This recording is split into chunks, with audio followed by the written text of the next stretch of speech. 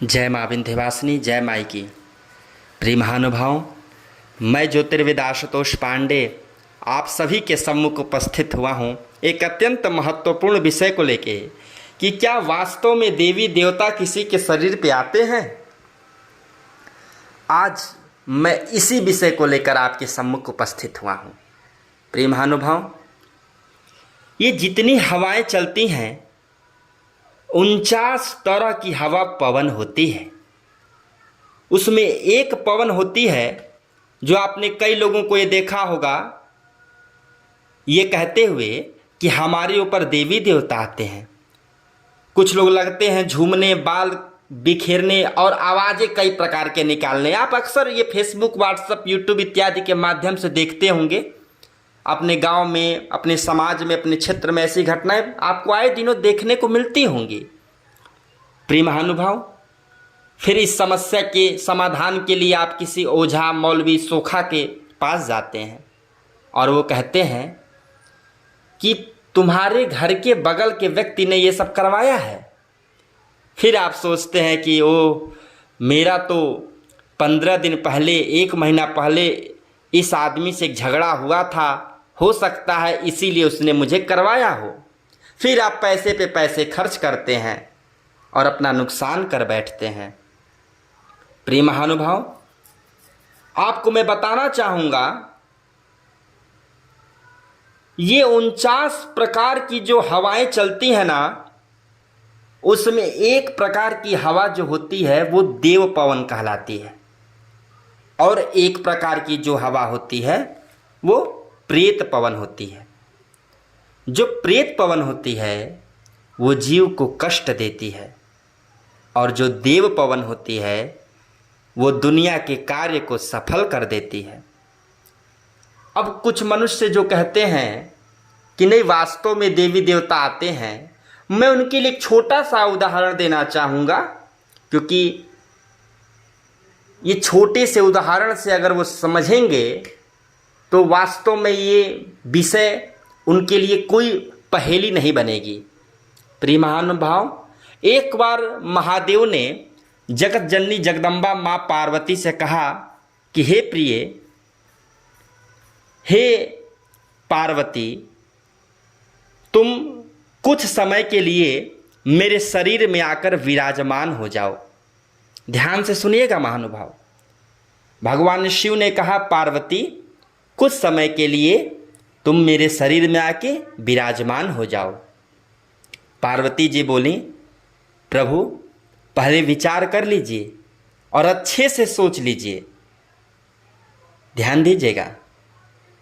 भगवान शिव ने कहा कि मैं अच्छे से सोच लिया हूँ, आप मेरे शरीर में कुछ समय के लिए प्रवेश कर जाइए। और महानुभाव, मैं आपको बताना चाहूँगा कि जगत जननी जगदम्बा अखिल ब्रह्मांड नायिका, सूक्ष्म से सूक्ष्म में निवास करने वाली पराशक्ति जगत जननी जगदम्बा माँ पार्वती अपने 64 योगिनियों में से मात्र एक योगिनी, अपने 64 योगिनी में एक योगिनी शंकर के चरण के नाखूनी में जो प्रवेश करने का प्रयास करती हैं, शंकर के पांव फटने प्रारंभ हो जाते हैं और वो शिव अपने आप को संभाल नहीं पाते हैं। मात्र एक अंश, 64 योगिनी का मात्र एक अंश जब पहुंचा तो शिव बर्दाश्त नहीं कर पाए। उन्होंने कहा कि मैं हाथ जोड़ता हूं, बाहर आ जाइए, निकल जाइए। और आप कहते हैं कि फला पे देवी देवता आते हैं।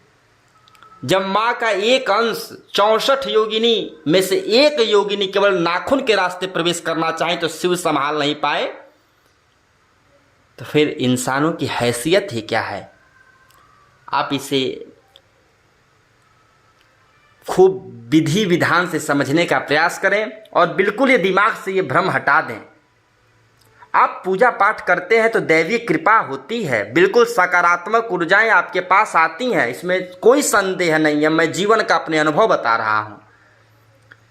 आप जगदम्बा के शरण में हैं, आप हनुमान जी के शरण में हैं, जिसके भी शरण में हैं, आप उनके शरण में अगर रहेंगे, अटूट श्रद्धा और विश्वास होगी तो उनकी कृपा आपके ऊपर होगी, उनका हस्त आपके सिर पे होगा, उनका प्रेम आपके लिए होगा, उनकी करुणा आपके लिए होगी।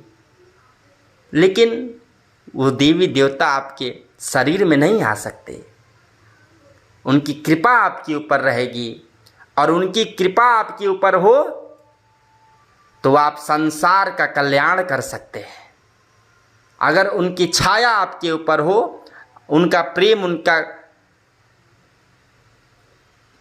एक चरण का धूल भी अगर आपके ऊपर हो तो आप संसार में एक दीपक की भांति अंधकार मिटा सकते हैं।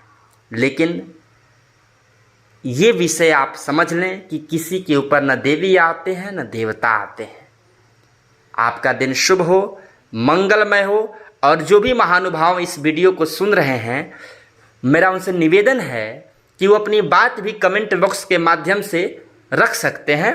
मैं उसे पढ़ूंगा और मैं उनका उत्तर भी देने का प्रयास करूंगा। और आपको ये वीडियो पसंद आता है तो मेरा निवेदन भी यह है कि आप इसे साझा करें और YouTube चैनल को लाइक भी करें, सब्सक्राइब भी करें। आपका कोटि कोटि धन्यवाद जो आप मुझ पे इतना स्नेह और प्रेम बरसाते हैं। आप सभी का दिन शुभ हो, मंगलमय हो। जय माँ विंध्यवासिनी, जय माई की।